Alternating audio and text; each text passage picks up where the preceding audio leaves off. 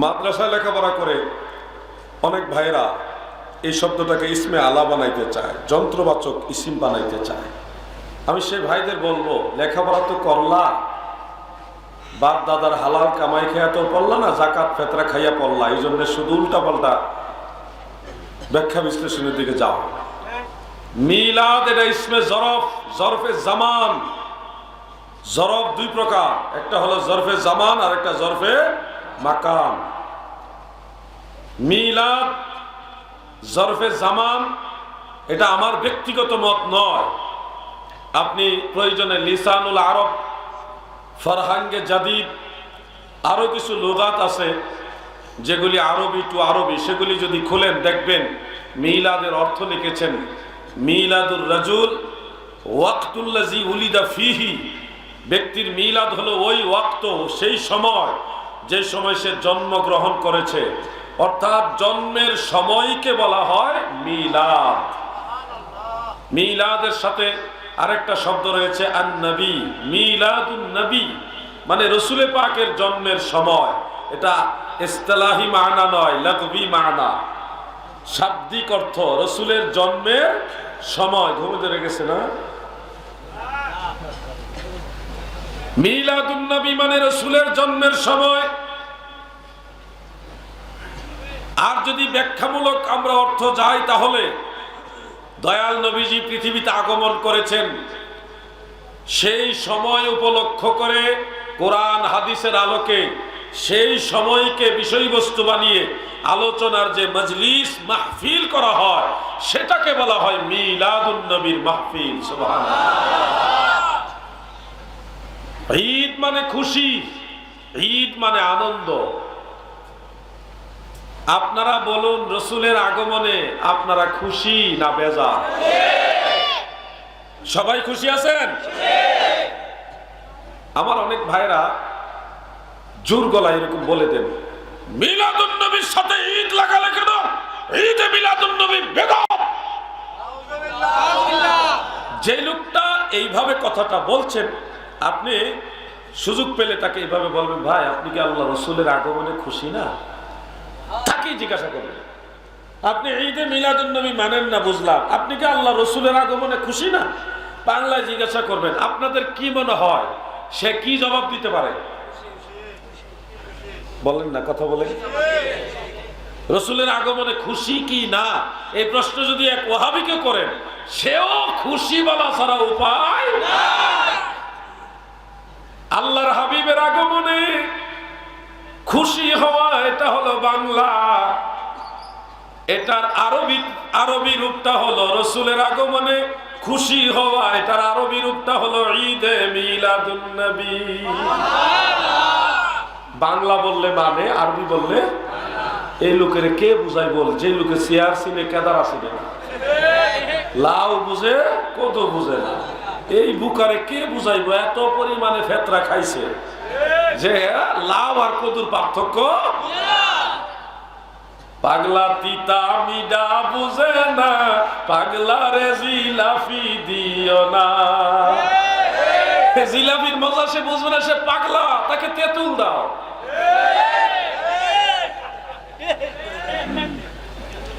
বন্ধুরা আমার, গভীর মনোযোগ। নবীর আগমনে খুশি হয় কেন? আমরা এটাকে ফরজ ওয়াজিব হিসেবে সাব্যস্ত করি না, এটা মুস্তাহাব হিসেবে আমরা সাব্যস্ত করি। আইম্মায়ে আহলে সুন্নাত মুস্তাহাব হিসেবে বিষয়টাকে স্বীকৃতি দিয়েছেন। মুস্তাহাব প্রমাণের জন্য দলিলে জান্নি যথেষ্ট, ওলামায়ে কেরাম সবাই জানেন। আহকামের ক্ষেত্রে এক ধরনের দলিল, আহকামের ফরজ ওয়াজিবের ক্ষেত্রে এক ধরনের দলিল লাগে। মুস্তাহাবের জন্য ইন্নাত তালাবা ফিল মানদুবে তারাতান ইয়াকুনা বিন নাস ওয়া তারাতান ইয়াকুনা বিল কিয়াস। আল হাবিলিল ফাতাওয়ার মধ্যে উল্লেখ, মুস্তাহাব অনেক সময় নস তলব করে, অনেক সময় কিয়াস তলব করে। মুস্তাহাব অনেক সময় শরীয়তের নস দ্বারাও সাবিত হয়, অনেক সময় মুস্তাহিদের কিয়াস দ্বারাও সাবিত হয়। তো এখন যেহেতু বিষয়টা মুস্তাহাব, জন্নি পর্যায়ের কোন দলিল থাকলেই আমাদের জন্য যথেষ্ট, কাফি, যে রসুলের আগমনে খুশি হলে কেন, দলিল কি? দলিল আপনারা জানেন, সুন্নিরা বেশিরভাগই মুখস্থ জানে। قل بفضل الله وبرحمته فبذلك فليفرحوا إلى آخره। এই আয়াতে কারিমায় দুইটা বিষয় পেয়ে ফারহুন ফালিয়াফরাহু, খুশি হও, এই আদেশটা দেওয়া হয়েছে দুইটা জিনিস পাওয়ার কারণে, দুইটা জিনিস পাওয়ার উপলক্ষ করে।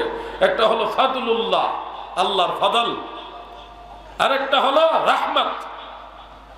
রাইসুল মুফাসসিরিন হযরত আব্দুল্লাহ ইবনে আব্বাস রাদিয়াল্লাহু আনহুমা এই আয়াতের তাফসীর করেছেন। শুনুন, তাফসীরে তাবারির মধ্যে, ইবনে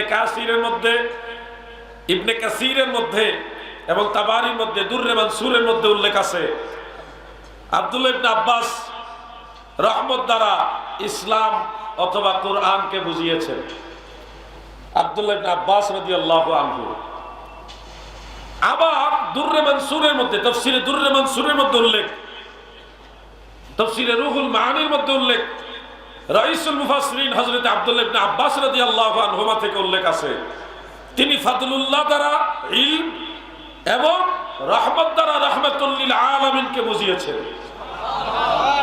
ইবনে আব্বাস থেকে দুই ধরনের তাফসীর রয়েছে, একটা হলো রহমত দ্বারা ইসলাম বা কুরআন, আর একটা হলো রহমত দ্বারা রাহমাতুল লিল আলামিন। আমাদের সুন্নি জামাতের ভাইয়েরা রহমত দ্বারা রহমতের নবীর কথাটা প্রায়োরিটি দেন কেন? এখানে এসে ওই উসুলে তাফসীর যে যারা পড়েছে, আল ইতকান ফি উলুমিল কুরআন, আল বুরহান ফি উলুমিল কুরআন, এই ধরনের কিতাব যারা পড়েছে তারা জানে তাফসীরের মধ্যে সবচেয়ে শ্রেষ্ঠ তাফসীর হলো তাফসীরু কুরআনি বিল কুরআন। কোরআনের আয়াতকে কোরআনের আয়াত দ্বারা তাফসীর করা, এটা হলো সর্বশ্রেষ্ঠ তাফসীর। এটা নিশ্চয়ই আলেমরা সবাই জানে, আপনারাও নিশ্চয় অনেকে জানেন। এরপরে হলো তাফসীরে কুরআন বিল হাদিস, কোরআনের আয়াতকে হাদিস দ্বারা তাফসীর করা। এজন্য তাফসীর বিল মাসুর বা তাফসীর বিল riwayat, এটাকে আওলা তাফসীর, উত্তম তাফসীর বলা হয়। বন্ধুরা আমার, হযরত ইবনে আব্বাস রাদিয়াল্লাহু আনহুমা থেকে অবিরাহমাতিহি দ্বারা ইসলাম বা কোরআনের যে তাফসীরটা এসেছে সেটাও আমরা জানি এবং মানি, কিন্তু রহমত দ্বারা রহমতের নবীর তাফসীর হযরত ইবনে আব্বাস থেকে এসেছে, এটা ভিন্নভাবে এসেছে। তিনি কোরআনের আয়াতের তাফসীর করতেছেন। আয়াতটা হলো সূরা ইউনূসের 58 নম্বর আয়াত, 58 সেখানে আল্লাহ তাআলা বলেছেন, কুল বিফাদলিল্লাহি ওয়া বিরাহমাতিহি ফাবিযালিকা ফালিয়াফরাহু। এটা কোরআনের আয়াত। কোরআনের এই আয়াতকে তাফসীর করেছেন আব্দুল্লাহ ইবনে আব্বাস, রহমত দ্বারা রহমতের নবী। পাশাপাশি উনি আরেকটা আয়াত ওনার এই ব্যাখ্যার সাথে সমর্থন হিসেবে এনেছেন, ওয়া মা আরসালনাকা ইল্লা রাহমাতাল লিল আলামিন। আমার দাদু ভাইরা, ওই যে উসুলে তাফসীরের যে মূলনীতি, সেই মূলনীতি অনুযায়ী বোঝা যাচ্ছে যেহেতু আয়াতকে, কোরআনের আয়াতকে আরেকটা আয়াত দ্বারা ইবনে আব্বাস রাদিয়াল্লাহু আনহু তাফসীর করেছেন, এটা হলো সর্বশ্রেষ্ঠ তাফসীর হিসেবে সুন্নিরা ওই উসুলে তাফসীরের মানদণ্ডে প্রায়োরিটি দেয়। সুন্নিরা না বুঝে দলিল দেয় না, সুন্নিরা ফিতরাখুর না, এরা কোরআন হাদিস বুঝেই দলিল দেয়। কারণ এই তাফসীরটা হলো তাফসীরে কোরআন বিল কোরআন, এক আয়াতকে আরেক আয়াত দ্বারা তাফসীর করা হয়েছে, কোরআনকে কোরআন দ্বারা তাফসীর করা হয়েছে। আর অন্যটা হলো জাস্ট তাফসীর। ওই তাফসীরের তুলনায় এই তাফসীরটা আওলা, উত্তম, সর্বোত্তম। এই জন্যে দলিলে জান্নি, এই দলিল থেকে প্রমাণ হয় আল্লাহ তাআলা ঘোষণা করেছেন রহমত হিসেবে রাহমাতুল লিল আলামিনকে পেয়ে তোমরা খুশি হও। তাহলে রাসূল পেয়ে আমরা খুশি না বেজার? রাসূল পেয়ে খুশি হওয়ার কথা কোরআনে আছে না নাই?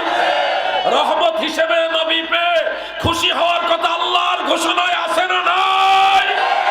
তাহলে সুন্নিদের ঈদ বা খুশি এই শব্দের পিছনে দলিল আছে।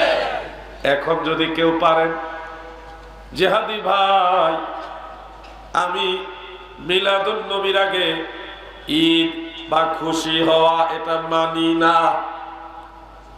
যদি কেউ বলেন আপনার সাথে আমার মৌলিক কোনো দ্বন্দ্ব নাই, মেহেরবানি করে আপনিও একটা দলিল, কোরআনের আয়াত অথবা একটা হাদিস অথবা একটা দলিল এরকম দেখান যেখানে লেখা আছে রসুল পাইলে রসুলের আগমনে খুশি হওয়া যাবে না।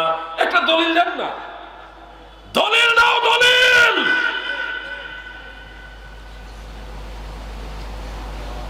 একজনে অনেক কষ্ট করে একটা দলিল বের করছে, আমি তাকে পুষ্কা মোল্লা বলি, বহু কষ্ট করে দলিল বের করেছে মুসান্নাফ আব্দুর রাজ্জাক থেকে। লা তাত্তাখিযু ইয়াউমা আও শাহরা ঈদান, কোন দিন বা মাসকে তোমরা ঈদ হিসেবে গ্রহণ করো না। দলিল পাইছে সুন্নিরা মিলাদুন নবীকে ঈদের দিন হিসেবে নিতে পারবে না। দলিল লা তাত্তাখিযু ইয়াউমা ঈদান। এরা যে কত বড় ধোঁকাবাজ।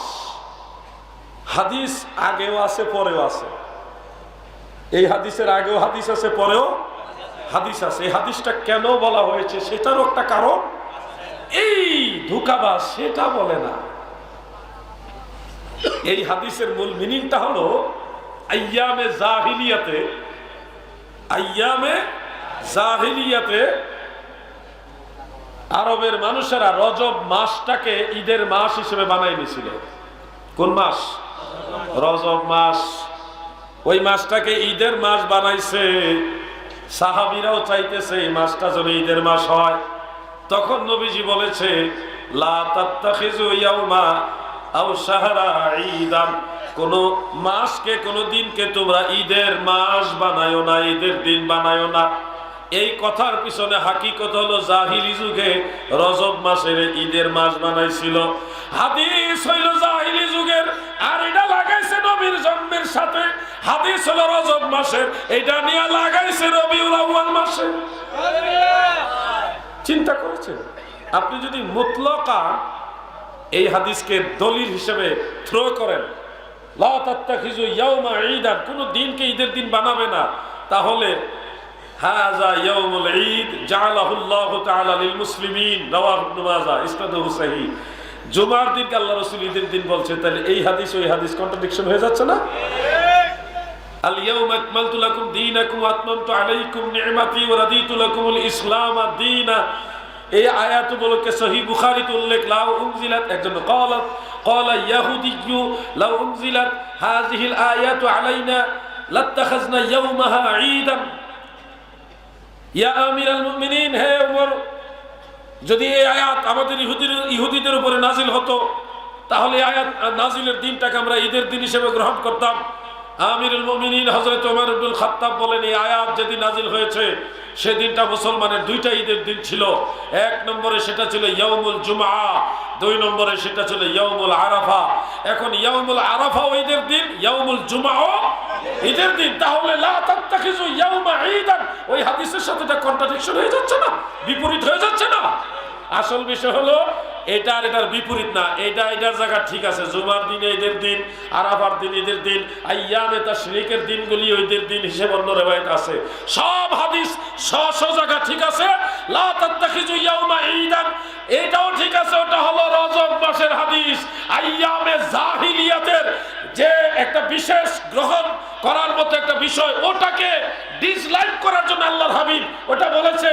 কোন জায়গার দলিল নিয়ে কোন হাড়ো লাগাইতেছে ব্যাককলের দলেরা, যাকাত আর ফিতরা খায় মাথা ঠিক নাই। একটু লেখাপড়া করো। দলিল এমন ভাবে দিও না যে দলিলে তুমি নিজেই ধরা খাবে। ঈদ উল ফিতর, ঈদ উল আযহা, এই দুইটা ঈদের কথা তো এই হাদিসে নিষেধ হয়। তোমরা কোন দিনকে ঈদের দিন হিসেবে গ্রহণ করো, তাহলে ঈদ উল ফিতর, ইল্লা ঈদ উল ফিতর, ঈদ উল আযহা এই কথা তো হেরে নাই। আল্লাহ তাকে এবং তাদের অনুসারীদেরকে বুঝার মতো জ্ঞান দান করো। দাদু ভাই আমার, মূলত রাসূল আগমনের দিনের যে ঈদ, এটা শরঈ ঈদ হিসেবে আমরা নেই না, এটা শুকরানা ঈদ, আমার আল্লাহর শুকরিয়া আদায়ের আনন্দ। আল্লাহর হাবিবের আগমনে আমরা সবাই খুশি, এটা আমার ঈমানি, এটা আমার ঈমানি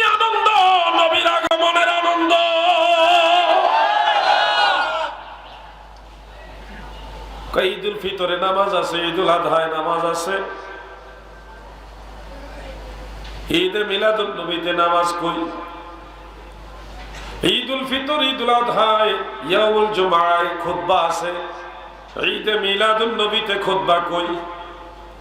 কত কৌশলে প্রশ্ন করে, বাইরে এত কষ্ট করে নবীর বিরুদ্ধে তোমরা দলিল দেওয়া, কত কষ্ট করে যুক্তিগুলি বাইর করে তারা। কিছু মানুষ কোরআন পড়ে নবীর শান খুঁজে, কিছু মানুষ কোরআন পড়ে নবীর ভুল ধরে।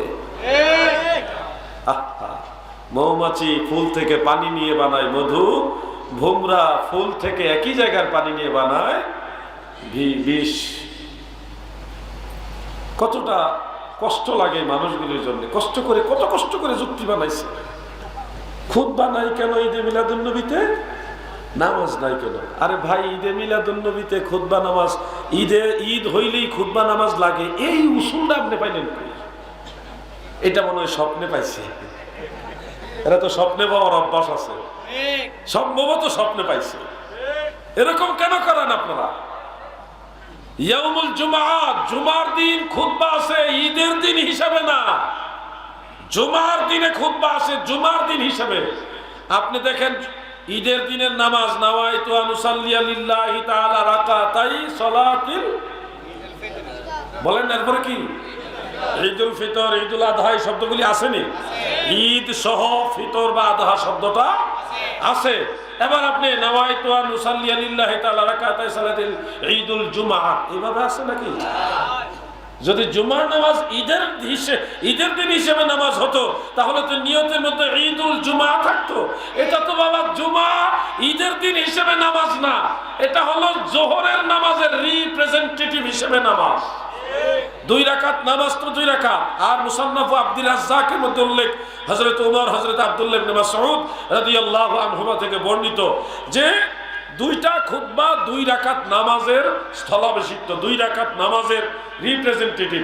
এই হিসাবে 2 রাকাত নামাজ হলো 2 রাকাত, আর 2টা খুতবা হলো 2 রাকাত। কয় রাকাত হলো? ওই জোহরের নামাজের 4 রাকাত ফরজ।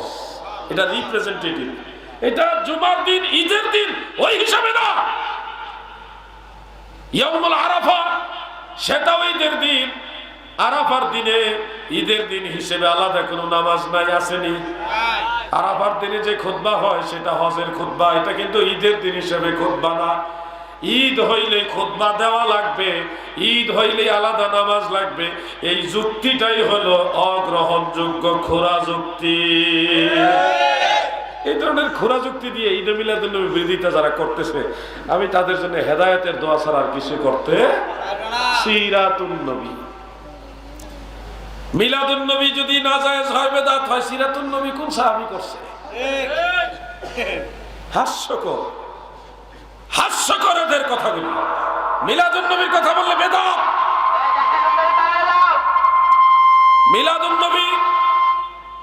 মিলাদুন নবী যদি সাহাবীরা করছে কিনা, এই করছে কিনা বিভিন্ন দলিল দেওয়া হয়, তাহলে সিরাতুন নবী কোন সাহাবী করছে কিনা এই প্রশ্নটা আসে কিনা?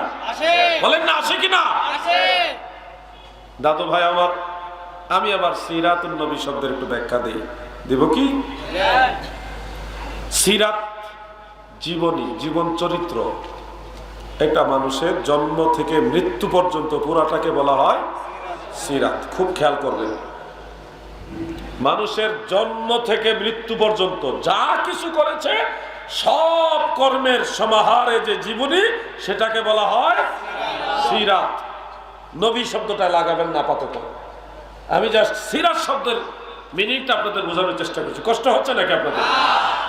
একটা মানুষের জন্ম থেকে মৃত্যু পর্যন্ত পুরা জীবনীটাকে বলা হয় সিরাত, জীবন চরিত্র, জীবনী। বলুন তো, একটা মানুষের জন্ম থেকে মৃত্যু পর্যন্ত ভালো কাজের পাশাপাশি খারাপ কাজ থাকে কিনা? সওয়াবের পাশাপাশি গুনাহ থাকে কিনা? এখানে কিন্তু মতলকান সব ঢুকে গেল। জন্ম থেকে মৃত্যু, ভালো এবং মন্দ দুইটাই ঢুকছে এই জীবনীতে। ভালো জীবনী, উত্তম চরিত্র, যারা ভালো কাজ করে ওই ধরনের চরিত্রকে সিরাত বলে না রে ভাই। যেই জীবনীটা, যে আখলাকটা, যে এটা ভালো, এটাকে সিরাত বলা হয় না। আপনারা দেখেন ওটাকে বিভিন্ন হাদিস গ্রন্থে বিভিন্ন জায়গায় পরিষ্কার উল্লেখ, উত্তম চরিত্রকে আখলাক বলা হয়। কি বলা হয়? আখলাক। আখলাক মানে কি? এই চরিত্রটা ভালো, উত্তম, সুন্দর, আখলাক। আর সিরাত মানে জীবনী। এটার মধ্যে ভালো থাকতে পারে, খারাপও থাকতে পারে, একেবারে জন্ম থেকে মৃত্যু সব। আর একটা মানুষের ভালো জীবনী বা ভালো জীবন চরিত্রটাকে সিরাত বলে না, এটাকে বলা হয় আখলাক। বুখারী শরীফের দিকে তাকাও। আম্মা জান আয়েশা সিদ্দিকা রাদিয়াল্লাহু তাআলা আনহাকে সাহাবারা প্রশ্ন করলেন, ইয়া হে উম্মুল মুমিনিন, আপনি রাসূলের চরিত্র মোবারক সম্পর্কে আমাদেরকে বলুন। আম্মা জান আয়েশা বললেন, খুলুকুহুল কুরআন, আমার নবীজির চরিত্র মোবারক হলো কোরআন। সুবহানাল্লাহ। কোরআনের মধ্যে যেমন কোনো ভুল নাই, আমার নবীর চরিত্র মোবারকেও কোনো ভুল নাই। এখানে আম্মা জান আয়েশা শব্দটা ব্যবহার করেছেন খুলুক। কি ব্যবহার করেছেন? খুলুক, আখলাক। কোরআনের দিকে তাকান, আমার আল্লাহ কি বলেছেন? ওয়া ইন্নাকা লাআলা খুলুকিন আযীম। আমার আল্লাহ নবীজির জীবন চরিত্রকে খুলুকে আযীম বলেছেন, সর্বোত্তম চরিত্র বলেছেন। শুধু খুলুক বলেন নাই, আখলাক বলেন নাই, খুলুকে আযীম বলেছেন। দাদুরে, কুরআন থেকে জানলাম আমার নবীজির জীবনী হলো আখলাক, খুলুকে আযীম। হাদিস থেকেও জানলাম আমার নবীজির জীবনীকে বলা হয়েছে আখলাক বা খুলুকে আযীম। আপনি বলতেছেন সিরাত। আমরা জানি সিরাত মানে মানুষের জন্ম থেকে মৃত্যু পুরাটাই হলো সিরাত।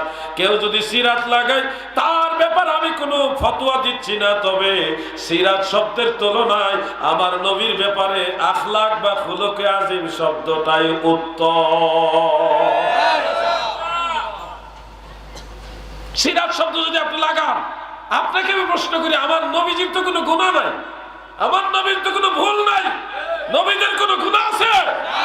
নবীদের কোনো ভুল আছে? নাই। তাহলে নবীর বেলায় সিরাত শব্দটা এটা লাগানোর তুলনায় আখলাক শব্দটা উত্তম। তাহলে সুন্নিরা কিন্তু রাসূলের সম্মানের ব্যাপারে অনেক চিন্তা করে। কোন শব্দটা আল্লাহর হাবিবের ব্যাপারে মানানসই, ওই শব্দটাই নবীর ব্যাপারে লাগানোর চিন্তা চেষ্টা করে সুন্নিরা। কারণ নবীর সাথে বেয়াদবি করে জান্নাতে যাওয়া যাবে না। নবীকে ভালোবেসে জান্নাতে, ভালো যদি বাসতে হয় নবীকে বাসো, মন যদি দিতে হয় নবীকে দিও। বলে ভালো যদি বাসতে হয় নবীকে বাসো, মন যদি দিতে হয়। কষ্ট হচ্ছে নাকি আপনাদের? তাহলে মারহাবা মারহাবা।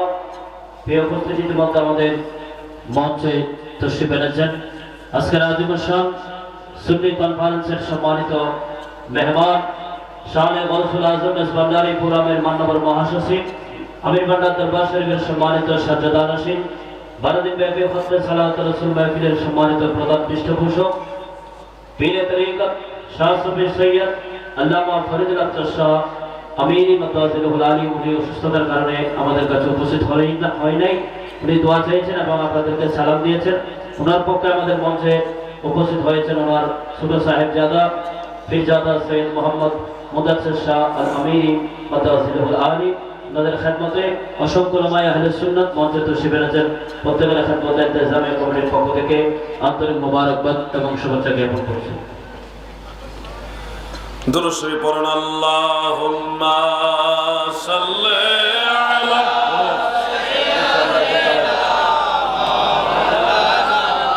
মুহাম্মাদ ওয়া আলা আলি সাইয়্যিদিনা মাওলানা। দাদু ভাই আমার, সিরাত আর নবীজির মিলাদ দুইটা শব্দের মাঝে খেয়াল করে দেখেন, মিলাদ শব্দটা নবীর শানের খেলাফ না, বরং নবীজির ক্ষেত্রে যদি মিলাদ শব্দ না লাগান, এখানেও ছলনার ব্যাপার স্যাপার আছে।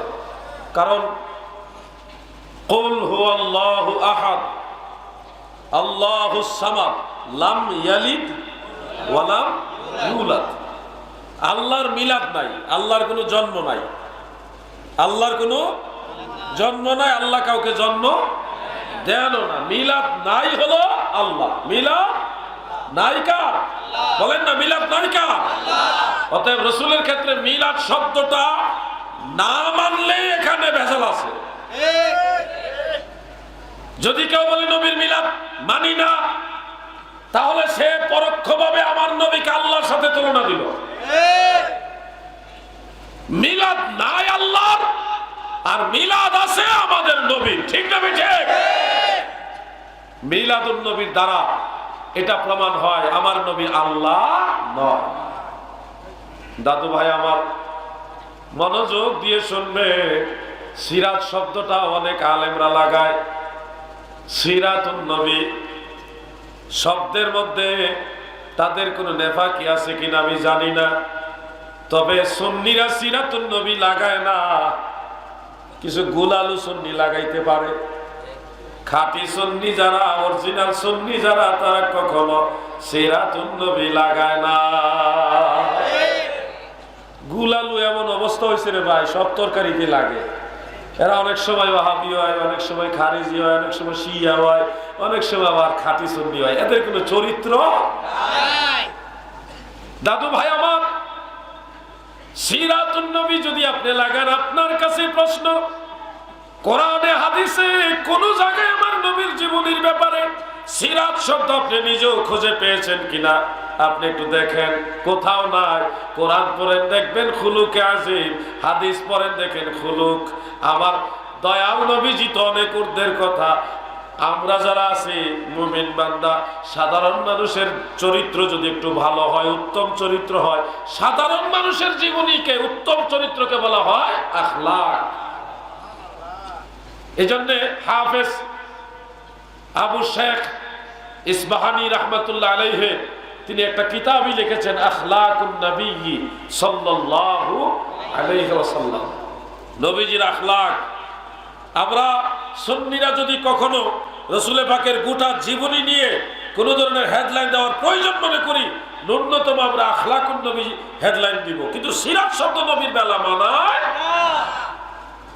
দাদু ভাই আমার, মিলাদুন নবী পালনের জিনিস। বছরে একবার মিলাদুন নবী আসে। আর নবীজির আখলাক, চরিত্র মুবারক, এটা নির্দিষ্ট একদিন পালনের জিনিসটা। এটা মুমিনের মৃত্যুর আগ পর্যন্ত প্রতিটা সময়ে, প্রতিটা ঘন্টায়, প্রতি মুহূর্তে স্মরণের, মাননের, আমল করার জিনিস হলো রাসূলের জীবনী, ঠিক না বেঠে? আমি তাদের শব্দটি আনলাম সিরাতুন নবী বোঝার জন্যে, যে সিরাতুন নবী একদিন শুধু ব্যানার লাগাইয়া ওয়াজের মাধ্যমে আলোচনার জিনিস না, এটা মুমিনের মৃত্যুর আগ পর্যন্ত পালন করার জিনিস, মানার জিনিস হলো সিরাতুন নবী, ঠিক না বেঠে? মিলাদুন নবী প্রতিদিন হয় না, মিলাদুন নবী বছরে কয়দিন? একদিন। আর সেই উপলক্ষে আমরা মাহফিল করে থাকি।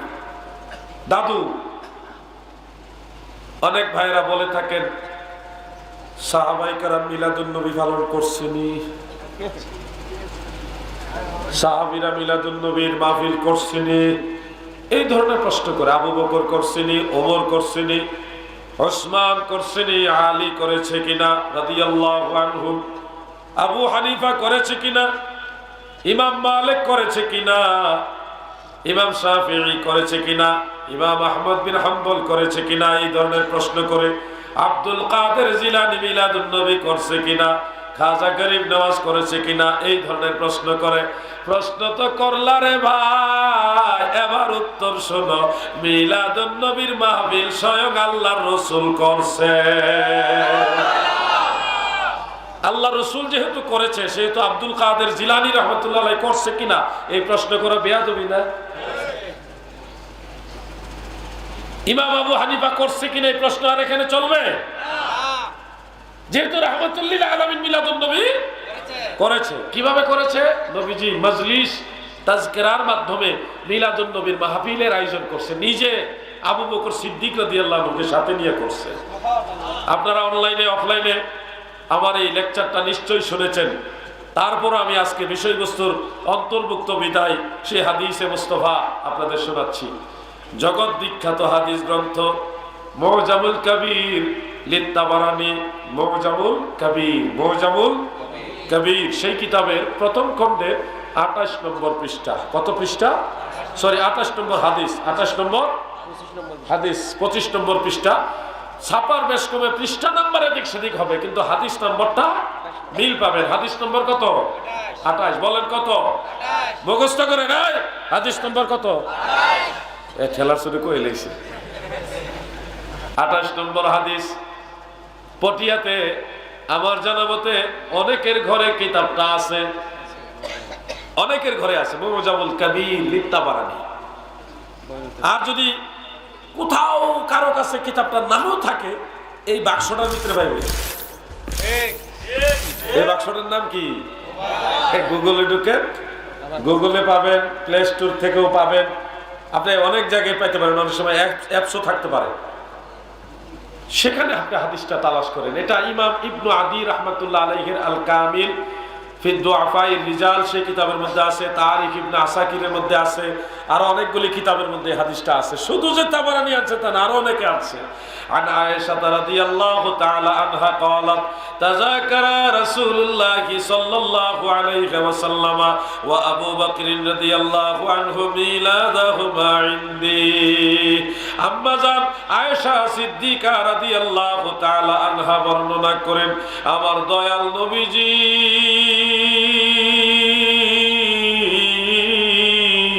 আবু বকর সিদ্দিক রাদিয়াল্লাহু আনহু সহ দুইজনে একসাথে বসে আমি আয়েশার কাছে মিলাদের তাজকিরা, মিলাদের মজলিস, মিলাদুন নবীর মাহফিল করেছে।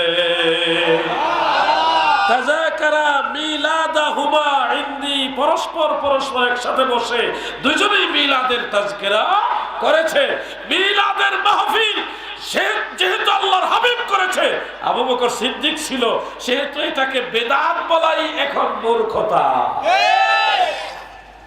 লাগাও ফতোয়া এবার নবীজির বিরুদ্ধে। আল্লাহর হাবিব মিলাদুন নবী পালন করছে, বেদাত হইছে না?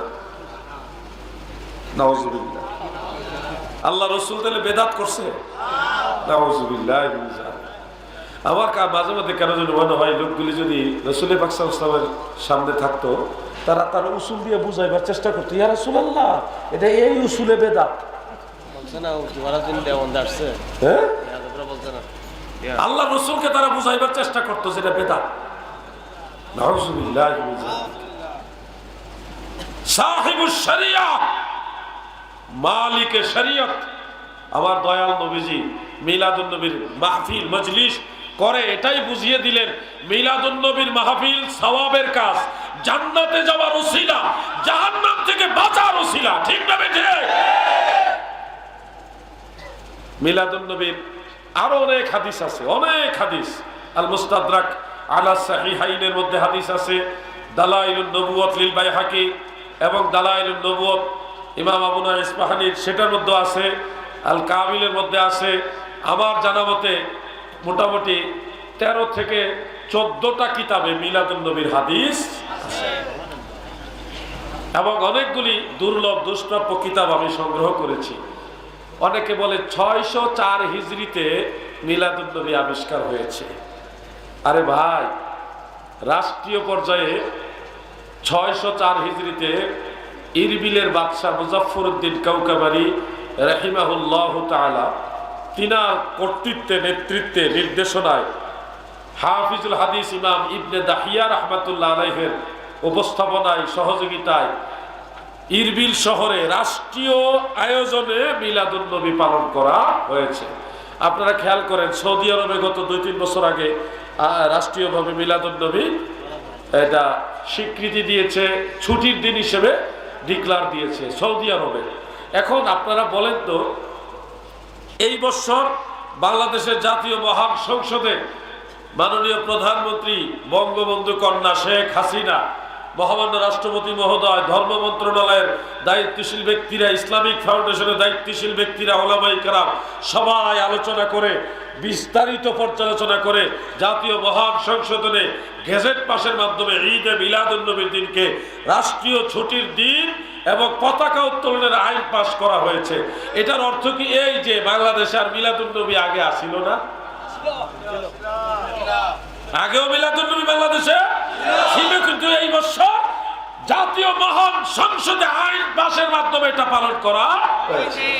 ওই ইরবিল শহরে বাদশাহ মুজাফফরউদ্দিন কাউকাবারী রাহমাতুল্লাহ আলাইহির তত্ত্বাবধানে নির্দেশনায় যত বড় বড় আলেম ছিল এই জামানার সমস্ত আলেমদের উপস্থিতিতে সবার সহযোগিতায় রাষ্ট্রীয়ভাবে ঈদে মিলাদুন্নবী আবিষ্কার করা হয় ওই সময়। এর আগে রাষ্ট্রীয়ভাবে ছিল না, বিচ্ছিন্নভাবে ছিল। এখন আমি কিন্তু অসুস্থ, আমার ঠান্ডা লেগে গেছে, আমার দন্তন্য মিমের উচ্চারণ নুনের উচ্চারণ ঠিক হবে না, আমি এটা আগে বলে দিলাম।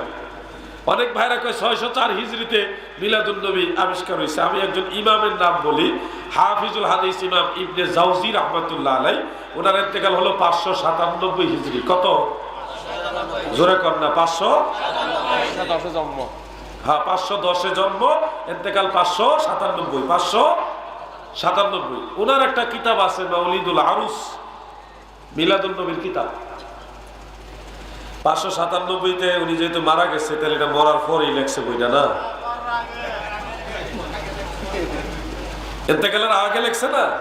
তাহলে মিলাদুন্নবীর কিতাব যেহেতু 597 হিজরির আগে লেখা হয়েছে, তো 597 কি 604-এর আগে না পরে? কথা বলেন না কেন? তাহলে এই কিতাবে প্রমাণ করে যে মিলাদুন্নবী আগেও ছিল। না থাকলে মিলাদুন্নবীর কিতাব পাইলো কোথেকে?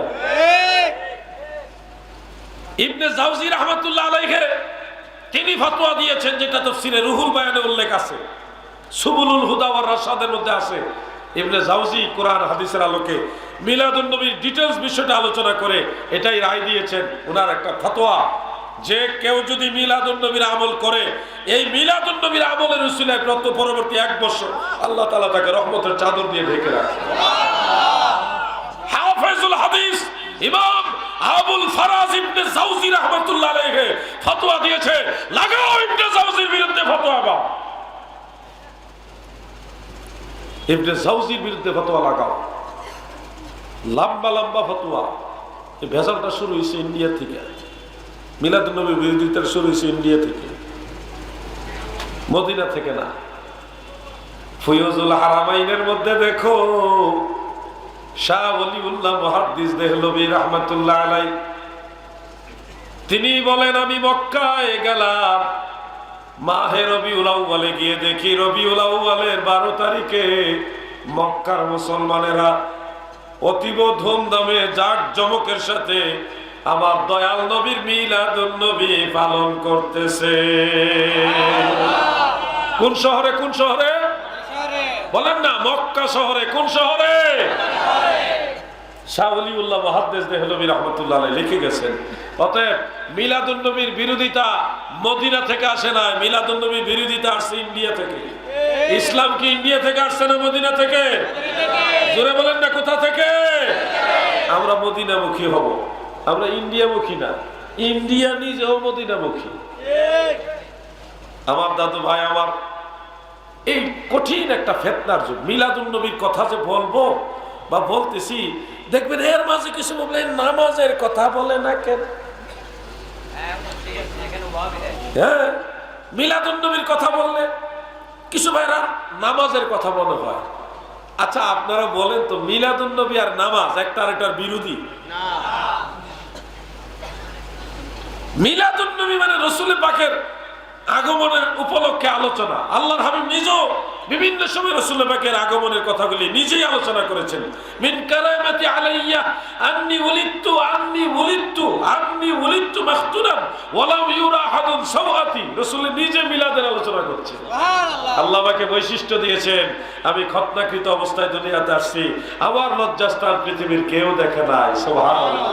নবীজি নিজে মিলাদের আলোচনা করতেছেন, নবীর মিলাদ নিজেই আলোচনা করতেছেন। রাসূল পাক নিজের মিলাদের আলোচনা নিজে করে উম্মতকে এটাই শিক্ষা দিলেন, এটা ইবাদত, এটা বেদাত নয়, এটা ইবাদত। এটা কি ইবাদত? বেদাত কাকে বলে রে ভাই? বেদাত মানে নতুন আবিষ্কার। বিদআত এর সংজ্ঞা দিতে গিয়ে হাফিজুল হাদিস ইমাম নববী রাহিমাহুল্লাহ, ইমাম বদরুদ্দিন আইনি হানাফি রাহিমাহুল্লাহ উমদাতুল কারীতে লিখেছেন।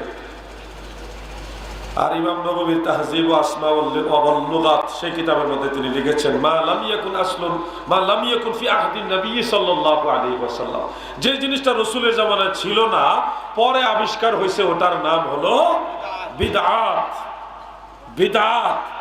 এবার বিদআত প্রাথমিকভাবে মুহাদ্দিসিন আইম্মায়ে কেরাম দুইটা ভাগ করেছেন। ইমাম শাফিঈ, ইমাম বাইহাকি, ইমাম বদরুদ্দিন আইনি, ইমাম ইবনে হাজার আসকালানি, মোল্লা আলী কারি, ইমাম নববী, ইমাম শিহাবুদ্দিন কাস্তালানি, এই সমস্ত ইমামরা বিদআতকে প্রাথমিকভাবে দুইটা ভাগ করেছেন। কয় ভাগ? বলেন কয় ভাগ? একটা দৃষ্টিকোণ হলো ইমাম বাইহাকি লিখেছেন যে বিদআত ফিল ইতিকাদ, আকীদার মধ্যে বিদআত। আরেকটা হলো বিদআত ফিল আমাল, আমলের মধ্যে বিদআত। আকীদার মধ্যে বিদআত মানে কি? ওই যে মওলা আলীকে অমান্য করে খারিজিরা তারা ভিন্নভাবে আলাদা একটা দল গঠন করেছে। মওলা আলী সিদ্ধান্ত দিয়েছে, ইজতিহাদি রায় দিয়েছে যে এটা এইভাবে হবে। 12,000 লোক যাদের পরিচয় হলো খারিজি, তারা বলল আমরা আলীর হুকুম মানি না, ইনিল হুকমু ইল্লা লিল্লাহ, আল্লাহর হুকুম ছাড়া আর কোনো হুকুম নাই। ওই আল্লাহর দোহাই দিয়া মওলা আলীকে বাদ দিয়া তারা ভিন্ন একটা দল গঠন করেছে, এটা হলো খারিজি। তাদের আকীদার মধ্যে বিদআত ঢুকেছে, তাদের আকীদায় গন্ডগোল। আর আরেকটা দল হয়েছে শিয়া, আরেকটা মুতাজিলা, আরেকটা মুজাসসিবা।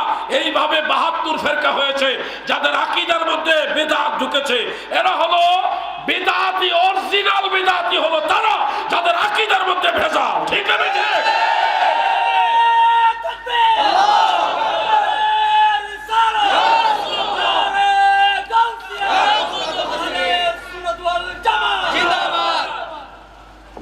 দাদু বিরক্ত হবেন না, আমার কথাগুলি মনোযোগ দিয়ে শুনে। আমরা বিদআতি যারা বলছেন আমাদের কোন কোন আমলে বিদআত আছে, তাও সেই বিদআতগুলি নাজায়েজ বিদআত না, বিদআতে হাসানা। আমাদের আকীদার মধ্যে বিদআত নেই। গোটা দুনিয়ার এমন কোন বাপের বেটার জন্মই হয় নাই আহলে সুন্নাত ওয়াল জামাতের কোন আকীদাকে বিদআত প্রমাণ করবে। কিন্তু সুন্নিরা হারে হারে দফায় দফায় প্রমাণ করবে বাতিলদের আকীদার মধ্যে বিদআত আছে। ঠিক আছে? আমরা প্রমাণ করতে পারবো তাদের আকীদার মধ্যে বিদআত আছে, কিন্তু আমাদের আকীদার মধ্যে বিদআত নাই।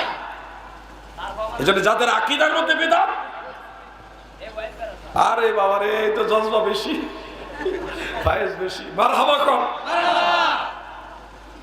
এরকম লোক দরকার আছে। তবে একটু শান্ত থাকেন দাদু। এই জামানায় বেদাতি চিনতে হবে, বেদাতি কারা, আসল বেদাতি কারা। নবীজির আমরার মতো মানুষ কওয়া, এটা হলো বিদআত। নবীজিকে বেমিসাল বাশার বলা, এটা হলো সুন্নিয়াত। আল্লাহর হাবিব নিজে বলছেন লাস্তু কাহাদিকুম, ইন্নী লাস্তু কাহাদি মিনকুম। বিভিন্ন আলফাজে আছে, বুখারীতে, মুসলিমে, আবু দাউদে, তিরমিজিতে। নবীজি বলছে আমি তোমাদের মতো না। আল্লাহ রাসূল মনে হয় ভুল বলছে নাকি? আউযুবিল্লাহ, আপনারা কথা বলেন না কেন? আল্লাহ রাসূল কি বলেছে? আমি তোমাদের মতো। রাসূলের সিদ্ধান্তের বাইরে যারা বলবে নবী আমার মতো, তারাই বেদাতি। ঠিক আছে?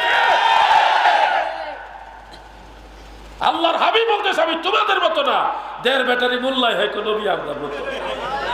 নাউযুবিল্লাহ। আহলে সুন্নাতের আকীদা নবী বাশার, তিনি বেমিসাল বেনজির বাশার, আমাদের মতো নয়। কুল ইন্নামা আনা বাশারুম মিসলুকুম, দলিল দেয়। আমার মনে হয় লোকটা যদি রাসূলের পাকের সামানা থাকতো, সে আল্লাহ রাসূলকে কইতো যে আমরা আপনার মতোই। এই দেখেন কোরআন শরীফে আছে কুল ইন্নামা আনা বাশারুম মিসলুকুম, এরকম করতো। আল্লাহর হাবিব সেই আয়াতের ব্যাখ্যা করে তো বলছে আমি তোমাদের মতো নামাজের ক্ষেত্রে বলেছে, সিয়ামের ক্ষেত্রে বলেছে, একাধিক সময় আল্লাহ হাবিব এই কথাটা বলেছে। শুধু যে সাওমে বিসালের ক্ষেত্রে বলছে তা না, নামাজের ক্ষেত্রে বলেছে, বিভিন্ন সময় আল্লাহ হাবিব এই কথাটা বলেছে। আমি তোমাদের মতো নয়। কয়েক নবীজি যেমন মানুষ ছিলেন, আমরা তো এরকম মানুষ, সুরতে তো আমরা একই, অতএব আমাদের মতো বললে অসুবিধা কি? আরে বাবা, অসুবিধা আছে। আমি একটা উদাহরণ দিই আপনাদেরকে। আপনাদের বাড়িতে সবারই আল্লাহ চাহিত আম্মাজান আছে, মা আছে না? অনেকের হয়তো মা নাই, কিন্তু আশা করি বেশিরভাগ লোকেরই মা। আজকে মাহফিল শেষ করে বাড়িতে যে মা জননীকে ডেকে ডেকে বলবেন, মা গো,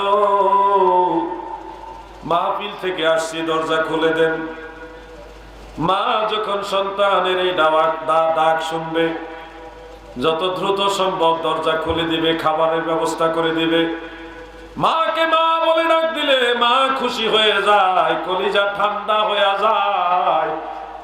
কিন্তু আপনি যদি মাকে মা না বলে, যদি বলেন আব্বার স্ত্রী, দরজা খুলে দেন, মা খুশি হবেন? আইনের দৃষ্টিতে কথাটা কিন্তু ভুল না। আপনার মা আপনার আব্বার স্ত্রী, কথা ঠিক, কিন্তু আপনি বললে বেয়াদবি হবে। ঠিক কথা অনেক সময় বেয়াদবি হয়। আচ্ছা, এটা গেল। আপনার মামা আছে, আমারও মামা আছে, আপনাদের মামা আছে তো? মামা মামা আসুননি, মামা তুমি দেখেন, এটা সিলেটি ভাষা। মামাকে মামা বললে মামা খুশি। মামা হে, আব্বা জান ডেকেছেন, ভাত খেতে আসে।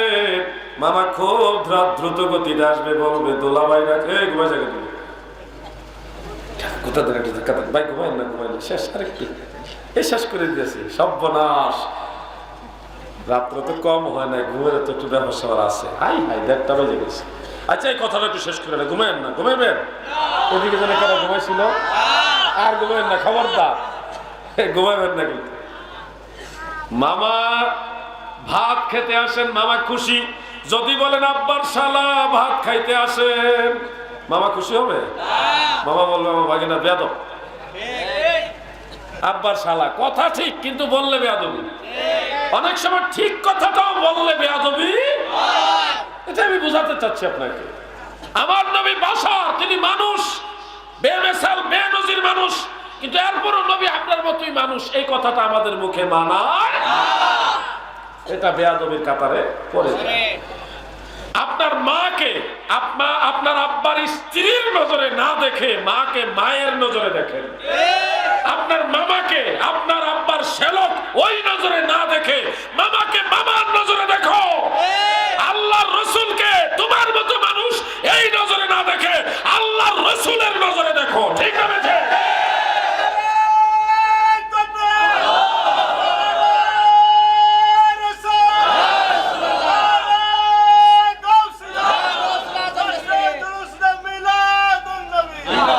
এজন্য আমি বলছি, যারা বাতিল তাদের আকীদার মধ্যে বেদাত।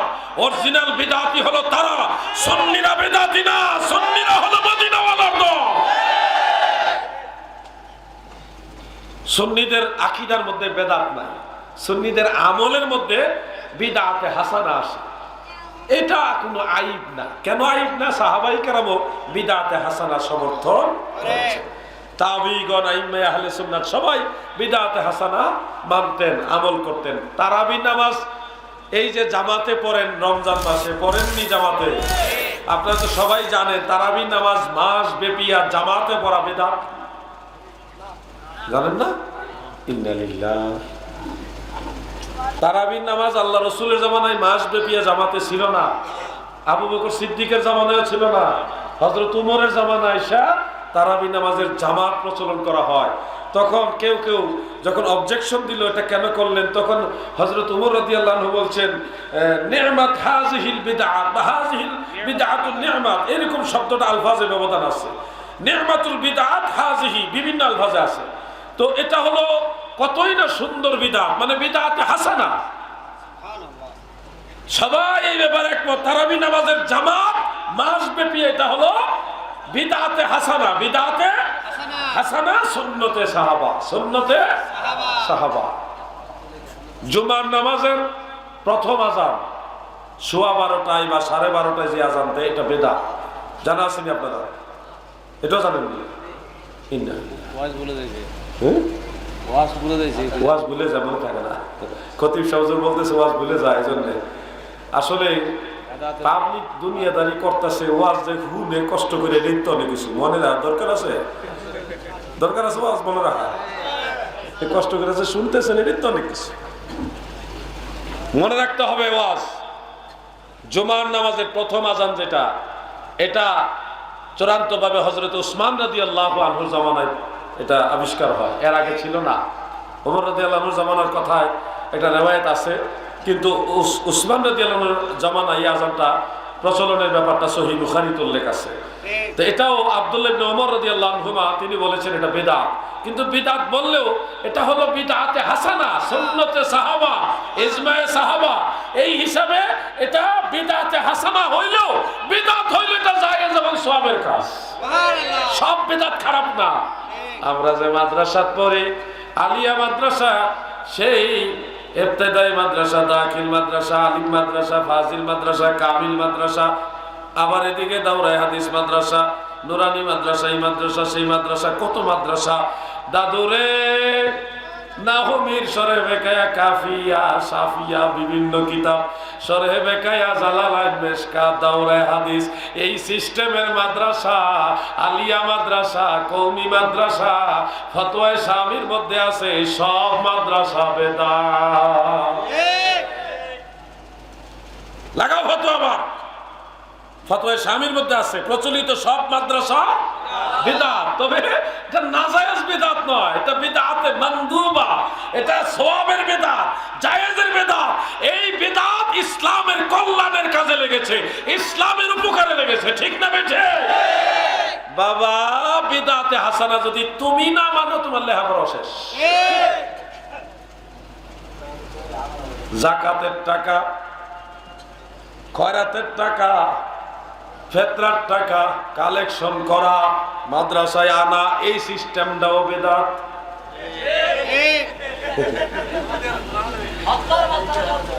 দলিল লাগাও বাপ, আমি নাজায়েজ বলছি না। যাকাতের টাকা এতিমখানায় দিবেন, কালেকশন করতে আসলে দিবেন এতিমদেরকে, এতিমখানা থাকলে ফেতরা দিবেন এতিমদেরকে। খয়রাত, খয়রাত বুঝেন, দান সাদাকা দিবেন, নাজায়েজ নয়, কিন্তু এটা সুন্নাত নয়, এটা বিদআত, বিদআতে মানদুবা, এটা জায়েজ বিদআত। যদিও রাসূল এবং সাহাবীদের জামানায় ছিল না, পরে আবিষ্কার হয়েছে, কিন্তু এটা ইসলামের কল্যাণে লেগেছে, এটা জায়েজ আছে। বিদআত হইলো শুধু মিলাদ পড়লে বেদাত, মাদ্রাসা যে বেদাত, যাকাত ফেতরা কালেকশন যে বেদাত, এটা বেদাত না। আমি কিন্তু কোনোটাই নাজায়েজ বলছি না। দাদু পাস করলি টুপিও বেদাত। চিন্তা করে গেছেন, আমার ভাই মত আছে। মাইকটাকে ইবাদত হিসেবে না, আদত হিসেবে, এটা তো ইবাদত হিসেবে। পাস করলি টুপি আল্লাহ রাসূল পরে নাই, সাহাবীরা পরে নাই, তাবিঈরা পরে নাই, কোনো হাদিস নাই, জাল হাদিসও নাই। তাহলে এটা কেন হইলো? এটা কোন আলেম পাঁচ কালেমা, ইসলামের বানা পাঁচটা, এই বিভিন্ন দৃষ্টিকোণ চিন্তা করে পাঁচটা কলি একসাথে জোড়া লাগাইয়ে করছে। এর মধ্যে যেটা ওই আপনার মাথার উপর দিয়ে লেগে আছে, এটা কোনো আইব না, এটা অবশ্যই আপনাদের জন্য বৈধ, জায়েজ আছে। কিন্তু যেটা সুক্কা ওই এমনি বাইরে থাকে, এইটা হইল ভেজাল। বন্ধুরা আমার, বেজার হইতেছেন না আপনারা? বেদাত, আরে বাবা, বেদাতের ফতোয়া দিলে একটা করে যদি ফতোয়া সাপ্লাই দেই, তাইলে বাবাজি দেখা যাইব পায়জামাটাও খুলে লাগবে।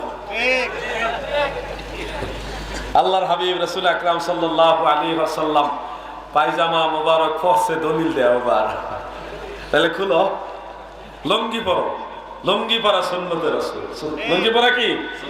তাও সেলাই করা না, সেলাইবিহীন লুঙ্গি হলো সুন্নতের রাসূল। সব জায়গায় যদি মিলাদের কারণে বেদাত বেদাত ফতোয়া দাও, তাইলে এমন ফতোয়া আসবে, এমন ফতোয়া আসবে রে, পরের বাড়ি খাইয়া খাইয়া ইমামতি কইরা বেতন নেওয়াও বন্ধ হয়ে যাবে। ইমামতি করে বেতন নেওয়া বেদাত। তবে এটা জায়েজ আছে, নাজায়েজ বেদাত না। বেদাতের টোটালি 5 ভাগ ইমাম নববী রাহমাতুল্লাহ আলাইহি করেছেন। আল বিদআতু খামসাতু আকসাম, বিদআত 5 প্রকার। একটা হলো বিদআতে ওয়াজিবা, এক বিদআত, এটা বিদআত কিন্তু আমল করা ওয়াজিব। এটা কি? আচ্ছা, বিদআত আমল করা ওয়াজিব, এটা শুনছেন না সবাই? দেখছেন, চিন্তা করে গেছে। বিদআত আমল করা ওয়াজিব, বলবেন এটা আবার কি কয়? বিদআত ওয়াজিব হয় কিভাবে? বেতের নামাজ ওয়াজিব না? এরকম বিদআত, একটা বিদআত আছে, ওই বিদআত আমল করা ওয়াজিব। চিন্তা করতেছেন, হায় হায়। শুনুন এবার ফতোয়া শাহীর মধ্যে উল্লেখ, ইলমে নাহু, ইলমে সরফ, এই দুইটা শাস্ত্র সহ আরো কিছু জরুরি শাস্ত্র আছে। এই শাস্ত্রগুলি কোরআন হাদিস বোঝার জন্য আলেমদের জন্য ওয়াজিব। বিদআত কিন্তু ওয়াজিব। আরেকটা হলো বিদআতে মানদুবা, যেমন মাদ্রাসা। আরেকটা হলো বিদআতে মুবাহা, সেটা হলো জায়েজ বেদাত। যেমন আপনার মনে চাইছে আগামী শুক্রবার 50 জন গরিব মানুষ, এলাকার ময় মুরব্বী 2-4 জন আলেমকে একবেলা খাবার খাওয়াবেন, আপনার মনে চাইছে। এটা সরাসরি সুন্নতের দলিল না থাকলেও অন্যান্য হাদিস দ্বারা দলিল সমর্থন থাকার কারণে এটা মুবাহ, জায়েজ আছে। আইয়ুল ইসলামি খাইরুন ক্বালা তুতিমুত তাআম, সমর্থন আছে, এজন্য এটা জায়েজ। আরেকটা হলো বিদআতে মাকরুহা, কিছু কিছু বিদআত হলো মাকরুহ। মসজিদ অতিরিক্ত কারুকার্য করা, এটা মাকরুহ। মসজিদ অতিরিক্ত কারুকার্য করা কি? মাকরুহ। মনে রাখবেন এই কথাগুলি। আরেকটা হলো বিদআতে মুহাররামা, সেই বিদআতটা বিদআত কিন্তু হারাম। যেমন বিবাহের অনুষ্ঠান, এই বিবাহ দিতিকে গায়ে হলুদ করা হয়, সেখানে ছেলে মেয়ে একসাথে নাচানাচি করা, ছেলেদেরকে মেয়ে দিয়ে গোসল করানো, এই ধরনের প্রচলন, বড় বড় বক্স দিয়া ধুরুম ধরুম লাগাইয়া নাচানাচি করা, এই ধরনের অনুষ্ঠান করা বিদআতে মুহাররামা, হারাম হারাম হারাম। এটা ঠিক, আসতে জোরে কইেন না, নিজের উপরে পারব। ঠিকের আওয়াজে বোঝা গেছে, ঠিক না? ঠিক। যারা ঠিক কইছেন আর কইলাম এরকম করতে পারতেন না, নাহলে কিন্তু নিজের উপরে ফতোয়া করব। আপনার মেয়েকে বিবাহ দিচ্ছেন, আপনি নিশ্চয়ই একজন আদর্শবান বাবা হিসেবে চান আপনার মেয়ের স্বামীর করে সুখে শান্তিতে একটা স্বাচ্ছন্দ্যময় জীবন গঠন করুক। আপনি নিশ্চয়ই বাবা হিসেবে চান। কেমন বাবা আপনি হলেন? আপনার মেয়েকে বিবাহ দেওয়ার প্রথম কাজটাই হারাম। একটা হারাম কাজ দিয়ে মেয়ে বিয়ে দেওয়ার, তার দাম্পত্য জীবন শুরু করতেছেন, আপনি জন্মদাতা বাবা হয়ে একটা হারাম কাজ দিয়ে শুরু করাচ্ছেন। এরকম বাপ আপনার কেন হলেন? মজা লাগে না? চিন্তা করেন না, মইরা লন, আপনারা মজা লাগাইব না? মরতেন না? মরবেন? মরবেন? আওয়াজ তো ভালো লাগে না। মরবেন নি? তাইলে দুরুম দারুম বাজাইবে? বুঝা শুনে কইছেন নি? বুঝা শুনে কইছেন তো? এই দুরুম দারুম বাজাইবে না? হ্যাঁ, রিপ্রেজেন্টেটিভ আরেকটা কাজ আপনারা করবেন। গায়ে হলুদের অনুষ্ঠান কইরা একটা সংস্কৃতি হয়ে গেছে, এটা এখন কিভাবে পাল্টানো যায়? বাঙালি তো একটা আনন্দ চায়, ওই সময়টা আমরা কি করতে পারি? একটা বিকল্প ব্যবস্থা আপনাদের বলে দিই, যেটা আপনাদের জন্য বৈধ হবে, গুনার কাজ হবে না। এরকম বক্স আনবেন, সুন্দর সুন্দর বক্স, হয় না? জামি আহমদিয়া আছে, আমাদের হুজুরের মাদ্রাসা আছে, ভালো ভালো মাদ্রাসার 2 থেকে 3 জন শায়ের আনবেন। তারা এসে সুন্দর সুন্দর নাতে মুস্তফা পেশ করবে। দেখবেন নবীর শান মান, নবীর নাত শরীফের মাধ্যমে এত আনন্দ পাবেন, এটা স্বর্গীয় শান্তি পাবেন, এবং মেয়ের জীবনে এটার উসিলায় তার শান্তিময় একটা জীবন হবে। তাহলে একবারে হঠাৎ করে বাতিরা জ্বলিয়া ছিল নিভা গেছে গা, এরকম হবে না। একটা মোমবাতি জ্বালা ছিল, এটা বন্ধ করে দিয়ে এখন 1000 পর লাইট জ্বালাই দিবে, তাহলে এটা নূরুন আলা নূর হয়ে যাবে, আরো সুন্দর হয়ে যাবে। ওইটা বাদ দিয়ে এটা চালু করে দেবে। কথা বুঝতেছেন ভাইজা? এটা মিলাদ শরীফ পড়াবেন সবাই মিলে, মিলাদ শরীফ পরে তারপর বিবাহের কাজটা কমপ্লিট করে দেখবেন মিলাদ পড়লেন, একটু জিকির হলো, নবীর সালাতু সালাম হলো, একটা আনন্দ হলো, আবার বিয়ের কাজটা একটা ভালো কাজ দ্বারা হলো। আমি এটা আপনাদের বিদআতের আলোচনা করতে গিয়ে বলে দিলাম। আল্লাহ তাআলার কাছে ফরিয়াদ করি আমার দয়াল নবীর উসিলায় আপনাদের সবাইকে যেন এটা আমল করার তৌফিক দেন। বলেন আমিন। একটু দরুদ শরীফ পড়ুন। আল্লাহুম্মা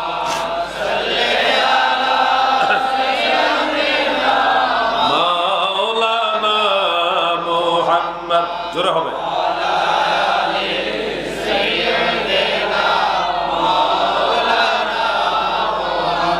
দাদু ভাই আমার, ইমাম সাহেবের কথা বলছিলাম। ইমাম সাহেব ইমামতি করে বেতন নেন, আপনারাও দেন, আমরাও নেই, আমরাও দেই,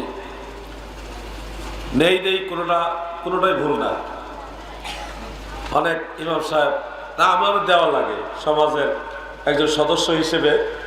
আমার মহল্লার ইমাম সাহেবের বেতন আমার কিছু না কিছু শরীক থাকতে হয়।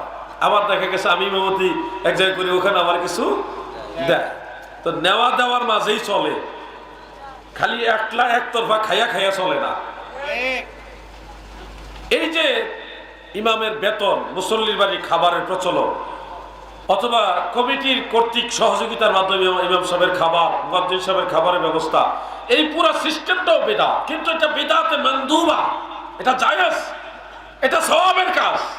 এটা আপনি করলে আপনি সওয়াব পাবেন। বিদআত কিন্তু সওয়াবের কাজ, বিদআত কিন্তু সওয়াবের কাজ। দাদু ভাই আমার, এই জন্যে বিদআতের সবচেয়ে সুন্দর সংজ্ঞা হাফেজুল হাদিস শারিহুল বুখারী ইমাম ইবনে হাজার আসকালানী রাহমাতুল্লাহ আলাইহি দিয়েছেন। আমি এই কথাটা বলি আলোচনা শেষ করছি, আপনারা বিরক্ত হচ্ছেন না তো? তাও ভালো লাগতেছে। এদিকে তাকাইলো মানুষ, এদিকে তাকাইলো মানুষ, এদিকে তাকাইলো মাশাআল্লাহ, এদিকে বেশি দেখা যায় মাশাআল্লাহ। বলেন মারহাবা। হ্যাঁ, এদিকে বেশি, দিকে আপনারা মারহাবা জোরে করেন না কেন? সবাই বলেন মারহাবা। আমি 3টা তাকবীর দিই, দেখি কোন গ্রুপের পাওয়ার বেশি। এদিকে দিব নারায়ে তাকবীর, আপনারা কইবেন আল্লাহু আকবার। ডাইন পাশে বলবো নারায়ে রিসালাত, আপনারা বলবেন ইয়া রাসূলুল্লাহ। বামে বলবো আহলে সুন্নাত ওয়াল জামাত, আপনারা বলবেন জিন্দাবাদ জিন্দাবাদ। ঠিক আছে, রেডি সবাই? হ্যাঁ রেডি। গলা ক্লিয়ার করেন। নারায়ে তাকবীর। শুনছেন না আপনারা? যদি আপনারা সংখ্যায় কম, কিন্তু সংখ্যা দিয়ে হয় না, ইমানি জজবা দিয়ে হবে। নারায়ে রিসালাত। খারাপ না? মাশাআল্লাহ। রেডি আপনারা? এরা রেডি না? আহলে সুন্নাত ওয়াল জামাত সবাই মিলে এবার বলি নারায়ে রিসালাত। হুজুর ঠিক আছে নি? আমারে ভাই লাগছে এরকম 8-10টা থাকলে আর লাগতো না। বন্ধুরা আমার, গভীরভাবে খেয়াল করবেন। এমনিতে রাত 2টার সময় ওয়াজের জন্য যে কষ্ট করে বসে আছেন, এটা কিন্তু একটা বেমিসাল, এটা তুলনাহীন। আমি আমার জীবনে যে কয়টা রাষ্ট্রে গেছি, কোথাও দেখি নাই এতটা মহব্বত করে মানুষ মাটিতে বসে রাত 2টার সময় ওয়াজ শুনে। এটা কিন্তু সাধারণত একেবারে উড়াই দেওয়ার মতো না ভাই। আমি হয়তো বেশি যাওয়ার সৌভাগ্য হয় না, আমার এই ভাইরা তো অনেক জায়গায় গেছে। বাংলাদেশে জন্ম হয়ে আমি ধন্য। আমি এই জামানায় যদি সৌদি আরবে জন্ম হইতাম, তাও আমার এতটা লাভ হইতো না যতটা লাভ হয়েছে বাংলাদেশে জন্ম হয়ে। বাংলাদেশে মুবাহ প্রতিষ্ঠা করার জন্য বাহাস হয়। মুবাহ মানে কি? ইচ্ছা করলেও পারে, না করলেও পারে, ইচ্ছা। এই মুবাহ নিয়ে বাহাস হয়, মুস্তাহাব নিয়ে বাহাস হয়, ফরজ ওয়াজিব তো অনেক উদ্দের কথা। এই বাহাস হওয়াটা কিন্তু আইব না। একটা মুবাহ বিষয়কে প্রতিষ্ঠা রাখার জন্য আলেমরা পরস্পরের সাথে কথা বলে, এটা বাংলার গৌরব, এটা ইসলামের সৌন্দর্য। ঠিক না বেঠে? মানিক বসে রয়েছেন, কারো পায়ে জুতা নাই। সৌদি আরব যান না, জুতা পাই দেখাবা করে ঢুকে জুতো গোছায়। বিশ্বাস হয় না আপনারা? জুতা পায়ে দিয়ে মসজিদে নববীতে ঢুকতে চায় তারা। আমরা মদিনা শরীফের এরিয়া গেলে খালি গরমটা যদি না থাকতো দিনের বেলায় কোনোদিন জুতাই পাই দিলাম না, ভয়ঙ্কর গরম, রাতের বেলায় জুতা পাই দিই না মদিনা শরীফে। এটুকু প্রেম, এটা মদিনাওয়ালার প্রেমের কারণে, ঠিক না বেঠিক? মদিনার ওই ধুলাবালি মোর, মদিনার ওই নয়নের কাজল, আমি মদিনার পাগল, আমি মদিনার পাগল, আমি নবীজির পাগল। এই কথাগুলি কত ভালো লাগে গো বাংলার মুসলমান। শোনো, যদি হালাল হারাম বাচ্চা মা বাবার খেদমতটা ঠিক রাইকা মদিনাওয়ালার প্রেম লইয়া কোনো মতে কবরে যাইতে পারো, জান্নাতে যাওয়া তোমাদের কেউ ঠেকাতে পারবে না। কারণ বাংলাদেশের মানুষ আল্লাহর হাবিবের কথা শুনলে চোখে পানি আসে। জীবনে কোনোদিন মদিনা শহরও দেখে নাই, জীবনে কোনোদিন আরব দেশ দেখে নাই, মদিনার নবীকে তো দেখেই নাই, কোন সাহাবীকে দেখে নাই। মদিনা শরীফ গেছে একটা লোক, ওই লোকটাকে দেখলে তার হাতে পায়ে কাপড়ে চুমা দেয়, এই লোকটা আমার নবীর শহর থেকে আসছে। এই প্রেম আমার নবী বলছেন, তুবা লিমান আমানা বি ওয়ালাম ইয়ারানি। ওই উম্মতকে আমি সুসংবাদ জানালাম যে আমার প্রতি ঈমান আনছে কিন্তু আমারে দেখে নাই। আমার নবী বলতেছে তাকে আমি জান্নাতের সুসংবাদ দিলাম, আমি রাসূলকে না দেখে যারা ঈমান এনেছে। সুবহানাল্লাহ। দাদু ভাই, কোনো দিকে আমরা ক্ষতিগ্রস্ত হব না, শুধু পয়েন্ট ঈমান তো মদিনাওয়ালা, এটার সাথে মা বাবার সাথে 2 নম্বরই কইরেন না। মায়ের মামলা আল্লাহ রাসূল নিবে না। মা যদি মাফ না করে তাহলে আল্লাহ রাসূল এই মামলাটা নিবে না। রাহমাতুল লিল আলামিন যদি মামলা না নেয় তাহলে আপনার আর কোনো উকিল নাই। মা এবং বাবা এই দুইটা, এই ফাংশনটা ঠিক রাখবেন। অতীতে কোনো ধরনের কোনো ভুল বেয়াদবি হলে 1 মিনিটও লাগবে না মায়ের কাছ থেকে মাপ নিতে। আম্মা গো, ও মা, আমি ভুল করছি, মাফ করে দাও, এতটুকু বললে হবে। আরে বাবা, মাপও চাওয়া লাগে না। 1 কেজি কমলা নাও, 1 কেজি না পড়ো 2টা কমলা নিয়ে বলো, মা তোমার জন্য আনছি, তুমি খাইও মা। দেখবেন মায়ের কলিজা ঠান্ডা হয়ে গেছে। আরেকটা পয়েন্ট হলো হালাল এবং হারাম। হারাম কখনো খাবেন না, খবরদার। এই জামানায় হারাম বয়কট করে চলা কঠিন। ঘরে ঘরে সুদ, মোবাইলে মোবাইলে সুদ, ব্যাংকে ব্যাংকে সুদ, ব্যবসায় ব্যবসায় সুদ, সব জায়গায় সুদের কারবার। একটা প্রসেস, একটা মাসালা বলে দেই, যদি বিকাশে ব্যাংকের অ্যাকাউন্টে কোনো মাধ্যমে যদি ইন্টারেস্ট চলে আসে, কোনো ধরনের সওয়াবের নিয়ত ছাড়া সেই টাকাটা গরিব মিসকিন অসহায় মানুষকে দিয়ে দিবেন, তাহলে আল্লাহ আপনাকে ক্ষমা করে দিবেন। কারণ এটা আপনার ইচ্ছার বাইরে আসতেছে, আপনার ইচ্ছার ভিতরে। আর হালাল জিন্দেগি করেন বাবা, বড় সবসময় গরুর গোশত আর মুরগি খাওয়ার দরকার নাই, আলু ভর্তা ডাল দিয়ে ভাত খাও, হালাল জিন্দেগি করো, দুনিয়াতে সুস্থ থাকবা, আখিরাতে জান্নাতে থাকবা। পয়েন্ট মাত্র 3টা দিলাম। একটা পয়েন্ট হলো মদিনাওয়ালা, আমার নবী আমার ঈমান, নবীর সাথে সম্পর্ক রাখো। আরেকটা পয়েন্ট হলো মা বাবার সাথে ভালো সম্পর্ক রাখো। 3 নম্বর পয়েন্টটা হলো হালাল জিন্দেগি গঠন করো। বাইরে কোটি কোটি টাকার মালিক দেখবেন শান্তি নাই, ঘুমাইতে পারে না, ছেলে মেয়ে নিয়ে অশান্তি, ব্যবসা বাণিজ্য নিয়ে অশান্তি, মামলা মোকদ্দমা নিয়ে অশান্তি, জমি জামা নিয়ে শান্তি নাই। টাকা আছে, শান্তি নাই। তুমি দেখো একটা লোক 5 ওয়াক্ত নামাজ পড়ে, রিক্সা চালায়, গরিব মানুষ ছোট্ট একটা চায়ের দোকানে নিয়ে ব্যবসা বাণিজ্য করে, ছোট একটা গাড়ি চালায়, 5 ওয়াক্ত নামাজ পড়ে, সে সারা নামাজ আদায় করে আল্লাহর নামে যখন বিসমিল্লাহ বলে শুয়ে যায়, তখন দেখবেন কয়েক মিনিটের মধ্যে তার চোখে শান্তির ঘুম চলে আসে। কোটি কোটি টাকার চাইতে তার ঘুমের অনেক দাম। একজন পাগল বলছিল, আমার কোনো অভাব নাই, কারণ আমার মনিবের কোনো অভাব ওরকম হতে হবে। আমি কথাগুলি মাঝখানে ঢুকালাম, কিছু কথা তো হেদায়েতের উদ্দেশ্যে থাকতে হবে দাদু। শুধু তো মিলাদুন নবীর ওয়াজ সারা বছরই করি, বিশেষ করে এই মাস ব্যাপী শুধু মিলাদুন নবীর ওয়াজ করতেছি, যেখানে যাই মিলাদুন নবী। তো এখন এই যে 3টা কথা আমি বললাম, আল্লাহ তাআলা যদি দয়া করে আমার দয়াল নবীর ভালোবাসা নিয়ে পারবেন না ইনশাআল্লাহ আমল করতে? বলেন না ইনশাআল্লাহ? ইনশাআল্লাহ। টুপি মাথার দেওয়ার সময় আমি বলি, টুপিটা যে মাথার দিচ্ছেন না, এমনি তো টুপি মাথার দিলেই দেওয়া হয়ে গেল। দেওয়ার সময় মনে মনে বলবেন আমার দয়াল নবী টুপি মাথায় দিছে, এই জন্য আমি দিলাম। এটুকু মুখে বলার দরকার নাই, এখান থেকে বলবেন আমার দয়াল নবী তুমি মাথা দিছে আমি দিলাম। আপনি রুমাল নিবেন, পাঞ্জাবি পরবেন, আপনি শুধু মনে মনে বলবেন আমার দয়াল নবী এটা করছে এই জন্য আমি করলাম। দেখবেন মদিনাওয়ালা এই আমলটাই আপনাকে, এই আমলটার কারণে হাসরের ময়দানে টেনে টেনে জান্নাতের দিকে নিয়ে যাবে। ভাই দরজা জানালা রাখেন ঘরের মধ্যে, এমনিতেই রাখতে হয়। জানালা রাখছেন বাতাস আসবে, স্বাভাবিক সবাই চিন্তা করেন আলো বাতাস আসবে, কিন্তু জানলাটা রাখার সময় আপনি যদি মনে মনে বলেন জানলাটা রাখলাম আজানের আওয়াজ শুনবো, তাহলে আলো বাতাস তো এমনি পাবেন, আজানের আওয়াজ শুনবো ওই উদ্দেশ্যে রাখলে আল্লাহ এবং আল্লাহ রাসূল খুশি। আপনার কিন্তু আলো বাতাস কম আসবে না, এই নিয়তে রাখলে আলো বাতাস কম আসবে, একটু বেশ কম নিয়তের মধ্যে। দাড়ি রাখছেন, আমার এই দাদু ভাইয়ের দাড়িগুলি লাল, কত সুন্দর লাগতেছে। দাড়ি রাখছেন, মনে মনে বলবেন আমি আমার দয়াল নবীজির দাড়ি রাখছি, দয়াল নবী দাড়ি রাখছে আমিও রাখছি, এটুকু চিন্তা রাখেন। দেখবেন দাড়ি রাখাও হলো, মদিনাওয়ালাও খুশি হয়ে গেল, আল্লাহও খুশি। এই কয়েকটা পয়েন্ট যদি হিসাব করে চলতে পারেন, ইহকালও ঠেকবেন না, পরকালও ঠেকবেন না। ঘর থেকে বের হচ্ছেন, কোন পা দিয়ে বের হবেন? ঘর থেকে বাম পা দিয়ে বের হবেন না,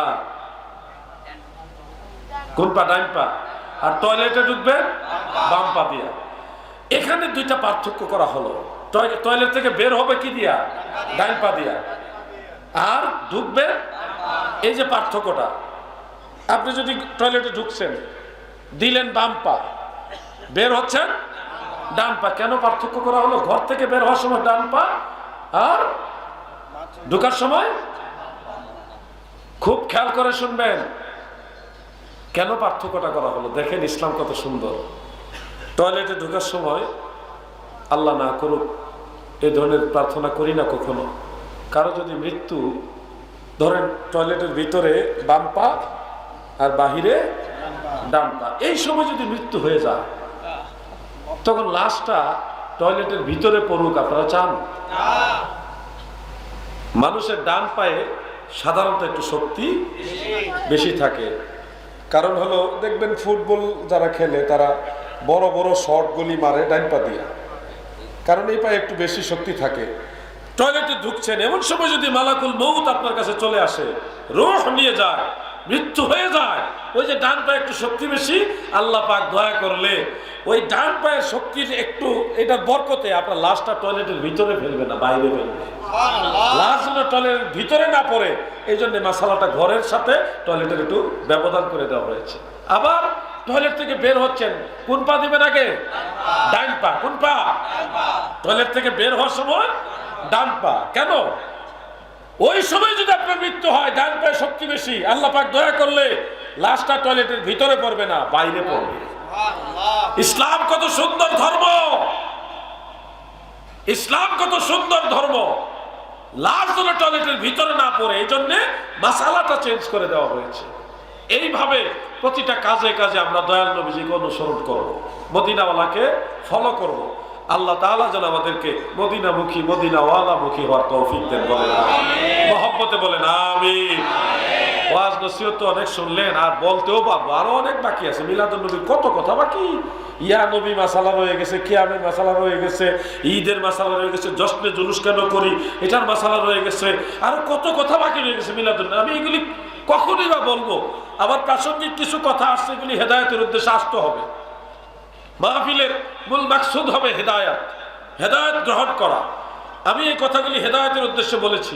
শুধু আপনাদের খেদমতে বলি, যারা আজকে মিলাদুন নবীর বিরোধিতা করছেন, দাদু আপনারা হয়তো আজকে মিলাদুন নবীর বিরোধিতা করছেন, আপনাদের উস্তাদের উস্তাদের উস্তাদরা সবাই মিলাদুন নবীর পক্ষে ছিল, ঠিক না বেঁচে? হাজী আমদাদুল্লাহ মহাজের মক্কি রহমাতুল্লাহ আলাইহির কথা বললে অনেকে বলেন উনি তাসাউফপন্থী ছিলেন, সুফি ছিলেন, উনি আবেগে মিলাদ ক্যাম্প করছে। আমি বলবো ভাই, উনি না হয় আবেগে মিলাদ ক্যাম্প করছে। আরে বুকা, তুমি কত বুকা! আবেগে মিলাদ ক্যাম্প করো, আর যেভাবে করো, একটা মানুষ মিলাদ কিয়াম করে, মিলাদুন নবী মেনে আল্লাহর ওলি হয়। এরা আবার আল্লাহর ওলিও মানে। মিলাদ কিয়াম করে আল্লাহর ওলি হওয়া যায়। কিন্তু এরপর এটা জায়েজ হবে না। যেই কাজ করলে আল্লাহর ওলি হওয়া যায় কিন্তু ওই কাজ জায়েজ না, এটা কি যুক্তিসঙ্গত কথা? দেওবন্দি আলেমদের শিরতাজ, তিনাদের হাকিম অনুম্মত আশরাফ আলী থানভী বড় আলেম ছিল, বড় মুফতি ছিল, ফকি ছিল। বেহেশতি জহুর বাংলাটাও আছে, উর্দুটাও আছে। ইমদাদুল আহকাম, ইমদাদুল ফাতওয়া দুইটাই আছে। আমি অনুরোধ করব ভাই, কুল্লিয়াতে ইমদাদিয়া আছে, একটু নজর করে দেখো। আশরাফ আলী থানভী সাহেব উনি কত সুন্দর বাড়ি বাড়ি, ঘরে ঘরে, দোকানে দোকানে মিলাদুন নবী, মিলাদ কিয়াম করার জন্য ফতোয়া দিয়ে গেছে। থানভী সাহেব তার ওনার মতো সুফি হিসেবে না, উনি তো মুফতি ছিলেন, ফকি ছিলেন। গুরাই মিলাদ কিয়াম মানতো, এখন মানে না। আসলে গুরার সাথে যোগাযোগ না, এখন ডাইরেক্ট ওয়াহাবি। ফেতনা করবেন না। আমাদের দেশে তথাকথিত কুয়াকাটার কুয়ার ভেঙে, নাম বললাম না, উনি বলতেছে ইয়া নবী কোথায় পেলে, ইয়া নবী সালাম আলাইকা কোথায় পেলে। শুনো, আশরাফ আলী থানভী সাহেবের, আশরাফ আলী থানভী সাহেবের নামাজ শিক্ষা বইয়ের মধ্যে ইয়া নবী সালাম আলাইকা লেখা আছে। জনাব মুফতি ফয়জুল্লাহ মেখুলি সাহেবের রিসালায়ে হাতিফের মধ্যে ইয়া নবী সালাম আলাইকা লেখা আছে। এখন আমরা জিজ্ঞাসা করি, তোমরা কোথায় পেলে? কোথায় পেলে? তোমরা হুজুরা তো বেশি কইছি। শেখুল হাদিস আজিজুল হক সাহেব বাংলা বুখারীর তরজমার মধ্যে ইয়া নবী সালাম আলাইকা লিখে গেছে। ওই যে 501-এর আব্বাজান। আরেকজন হলো গোপালগঞ্জে গহরডাঙ্গা মাদ্রাসার প্রতিষ্ঠাতা, লালবাগ মাদ্রাসার প্রতিষ্ঠাতা শামসুল হক ফরিদপুরি সাহেব, বড় আলেম ছিলেন, মুহাক্কিক আলেম ছিলেন। উনি তাসাউফ তথ্যের মধ্যেও তো কি সুন্দর সাপোর্ট দিয়ে গেছেন। আমরা এখন প্রশ্ন করি কোথায় পেলে? আমরা তো প্রশ্ন করতে পারি কোথায় পেলে? প্রশ্ন আমাদেরকে করে কেন? আমরা যাই নাই করি। আমাদের যখন প্রশ্ন করছে ইয়া নবী কোরআনেও নাই হাদিসেও নাই, আমরা তখন জবাব দিছি কোরআনেও ইয়া নবী আছে, হাদিসেও ইয়া নবী কেমনে আছে? ইলমে নাহুর ভাষায় আছে। ইজা ক্বালা ইয়া রাজুলু ফামানাহু কামানা ইয়া আইয়ুহার রাজুল, শরহে জামি সহ অনেকগুলি নাহুর কিতাবে কথাটা আছে। আমরা বললাম যখন কেউ বলে ইয়া রাজুলু, তখন এটার মানা হয় ইয়া আইয়ুহার রাজুল। অর্থাৎ কেউ যদি বলে ইয়া নবী, তখন এটার মানা হয় ইয়া আইয়ুহান নবী। কেউ যদি বলে ইয়া রাসূল, তখন এটার মানা হয় ইয়া আইয়ুহার রাসূল। কেউ যদি বলে ইয়া হাবিব, তখন এটার মানা হয় ইয়া আইয়ুহাল হাবিব। অর্থাৎ ইয়া নবী আসলে ইয়া আইয়ুহান নবী। এটা কোরআনেও আছে, হাদিসেও আছে, নাহু সরব যারা বোঝে তার কাছে আছে। যখন এটা বললাম উনি এটা ভাত্তা দেয় না। শুনছেন আলাউদ্দিন জিহাদি কি বলছে? শুনছে না, না শোনার বান্দরণী খালি বলতে আছে কোরআনেও নাই হাদিসেও নাই। তখন আমি চিন্তা করলাম এর একটা কায়দা করি। কায়দা কেমনে করছি? তোমার নামটা শিরিকে ভরা, নামটা বললাম না, বলছি তোমার নাম শিরিক, বুঝছেন? এখন তো ওনার একেবারে চিন্তা লাগছে, কেউ কোনোদিন বলে নামের শিরিক করে আলাউদ্দিন জিহাদি ধরে লেছে। আসলে তো নামটা শিরিক, বাহ্যিক অর্থ আপত্তিজনক, নাম তো হাই হাই, আসলে তো ঠিক। এখন উনি আরেকজন মৌলভী হিসাবে ভাড়া করছে, ভাড়া করে উনি জবাব বাই করছে না, ইসমে ফাইল অনেক সময় ইসমে মাফউলের মানা দেয়, এই আয়াতে আছে, এই হাদিসে আছে, ইসমে ফাইল অনেক সময় ইসমে মাফউলের মানা দেয়। অতএব ইলমে নাহুর আলোকে এটা মাহফুজুর রহমান ওই হিসাবে জায়েজ। আমি তো আমি বললাম আরে ব্যাক করলাম, আমি তো এইটাই বুঝাইতেছি।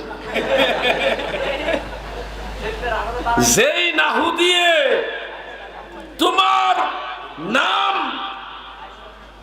হাফিজুর রহমান মাহফুজুর রহমান বানাইয়া জায়েজ, সেই নাহু দিয়ে আল্লাহর হাবিবের ইয়া নবীকে ইয়া আইয়ুহান নবী বলা জায়েজ। বুঝছো?